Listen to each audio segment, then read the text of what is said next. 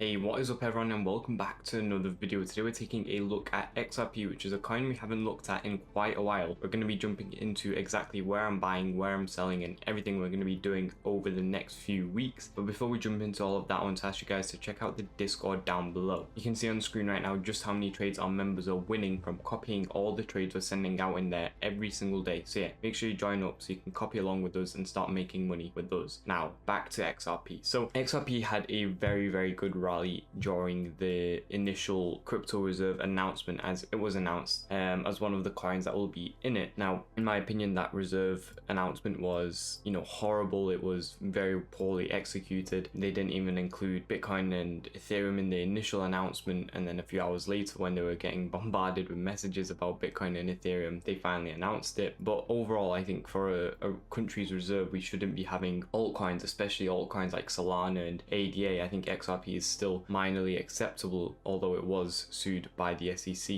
I think we should definitely just start off with Bitcoin, then maybe transition into a bit of Ethereum, a tiny bit of XRP. But yeah, I don't think how they were planning to do it with Solana, ADA, XRP, then Bitcoin and Ethereum was very smart. However, the news still pumped, and obviously when a coin gets announced like that, it's going to be huge, and we pumped 40%. And this was during a time when the market was in a very uncertain state, and we're still in that uncertain state. But regardless, we have the war going on in Russia and Ukraine, and Trump not being fully able to control it and get a ceasefire. We also have the tariffs and trade war going on with the US, Canada, China, Mexico, so many countries. Trump trying to get the Fed to cut rates, them not budging yet, the S&P falling, so much uncertainty in the markets. That's why we're essentially crashing a bit. And with all of that information given, we still were able to pump up 40%. However, the next day and really the next few hours, I think people really started to notice the dramatic changes that were happening and all the information at hand, especially with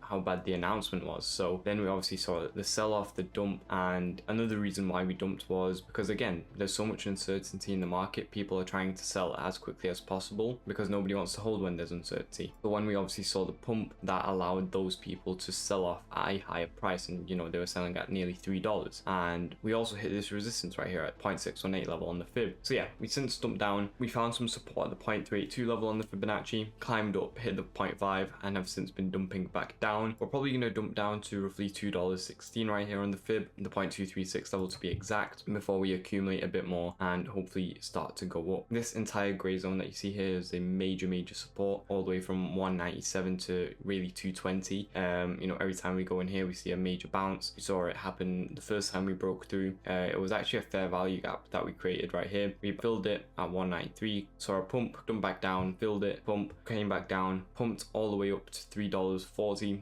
dumped back down, filled it, and a bit more to go with it, pumped. It's just a continuous ongoing action. So this is a very strong support. We do have a bit of support below it as well, just in case some wicks want to come down and fly to here, 177, 182. So yeah, we're prepared for all of that. I'm not going to be personally looking to accumulate more XRP. I will be looking for a few long trades though, and if you want an exchange to take some trades on, whether that's futures or spot, then check out all the exchanges I'm working with down below, because when you use my links to sign up, you'll not only get some cheaper fees, but you'll also get some nice sign up bonuses as well. So yeah, I'm going to be looking for a few futures trades. The reason I'm not looking for any spot trades, to be exact, or longer term positions at these levels, is because we've already been accumulating at like 40 cents, even lower, like 35 cents during this entire bear market phase. So yeah, we've already been accumulating. We've been holding for so long, just waiting for this to happen on XRP. And I will be honest, I thought XRP was dead. I didn't transition any of the coins into any other coins. I didn't sell. I was just holding, but I did think it was dead. We had such a long time, so many announcements, and it all led to nothing until we obviously got Trump. So I did think it was over, but obviously now I'm quite glad we didn't sell and we did hold on. So we're up like over 6x, 7x maybe on XRP right now. So there's no point for us to try and accumulate at these higher levels and just raise the average entry price. We'd instead just look for futures positions and look to sell, $3.40, maybe we're going to look to sell again, $5, $8, and all these other levels that we have here on the fib, like 415, 6, 7.7, 8.7. All these levels, we're just going to be looking to sell. Hopefully more news comes out. When we get XRP ETFs launched, I think there will be quite good reactions to that. I think we'll get a lot of institutions investing, a lot of inflow, should hopefully raise the price. You know, the main thing we're really looking for right now is just the market to cool down and for everything to be resolved. So what we want to get resolved is obviously the war. You know, there's a lot of meetings probably going on behind the scenes and on the scenes. So yeah, when that does get resolved, when we do get a ceasefire, you will see the market reacts in a positive light. After that, it will probably be to do with the tariffs. You know, again, there's ongoing negotiations every single day with the tariffs. Once, not necessarily they should get fully resolved, but once they get put into a more comfortable state, you'll see the market pump up again, and then we'll be in a phase where buyers are stepping in a lot more often, sort of like what we saw with the Trump announcements. Yeah, the market will just be in a much more positive state. A lot more buyers will want to step in. There won't be all this negative news surrounding it. And then after that, you know, we can hopefully get the crypto reserve news finalized. Again,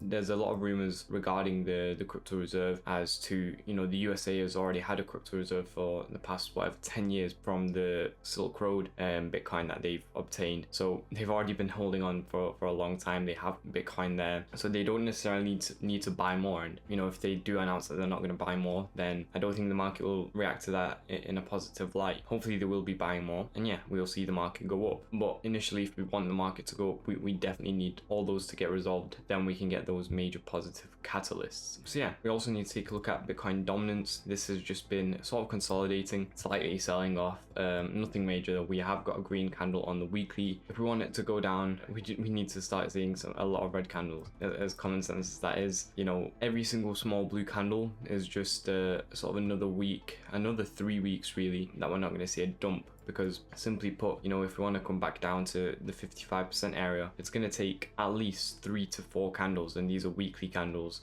for us to come down to that. I highly doubt it will be one massive candle or 2 massive candles. It'll probably be anywhere from 3 to 5. This took 3 candles, and this was on the Trump news. So yeah, probably another 3 to 5 candles here. Once that does happen, yeah, you'll see the market pump up a lot more. This is probably the top in my opinion, 65%. I highly doubt we're going to go higher than that. This was a huge wick. Anytime we see a huge wick like this, it resembles a top. So now we should be expecting a small drop at least. It's similar to what we saw in 21. We saw a huge wick and then a huge crash after quite an instinctive rally, and that's what we're seeing again. You know, quite a large rally, a huge wick. Now we should see the crash. Same with Bitcoin, except in the opposite direction. So on BTC, we are currently breaking through on the weekly chart here. Again, we talked about this a lot in the previous videos, but yeah, we obviously saw the pump. If we wanted to stay above and go bullish, we needed to essentially, you know, use this as a support level. We haven't done so. Instead, use it as a new resistance, and I think we're going to see it crash down to like 74k, somewhere around here. Worst case scenario, like 68, 69k, somewhere around here, before we see us go up. Again, this is all news driven, so if we get some positive news or anything like that, you'll probably see a reversal very, very quickly. But if not, and the market just continues as it's going, this is where we're going to fall to,